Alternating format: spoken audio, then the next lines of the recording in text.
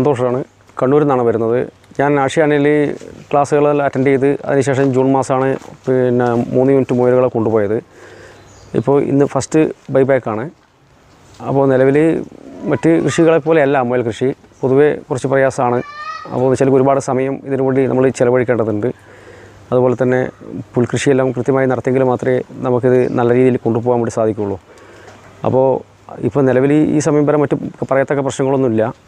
അപ്പോൾ 1-2 മുയലുകൾ ഡെത്തായിട്ടുള്ള കേസുകളേ ഉള്ളൂ. മറ്റ് പ്രശ്നങ്ങളൊന്നുമില്ല.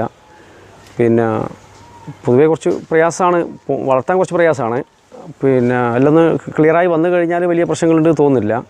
അപ്പോൾ നമുക്ക് രോഗങ്ങളും കാര്യങ്ങളൊന്നും നമ്മുടെ ഫാമിനകത്ത് ഇല്ലാതായി കഴിഞ്ഞാൽ എന്ന് വെച്ചാൽ നമ്മൾ കുറച്ചും കൂടി നല്ല ശുചിത്വത്തിൽ കാര്യങ്ങളെല്ലാം ചെയ്യുകയാണെങ്കിൽ മറ്റ് പറയത്തക്ക രോഗങ്ങളൊന്നും ഉണ്ടാവില്ല. അപ്പോൾ നമുക്ക് നമ്മളെ ആ 4 മാസം കൊണ്ട് തന്നെ വളർച്ച കിട്ടുന്നുണ്ടെങ്കിൽ മാത്രമേ നമുക്കിതിനെ ഒരു ലാഭകരമായിട്ട് കൊണ്ടുപോകാൻ സാധിക്കുകയുള്ളൂ.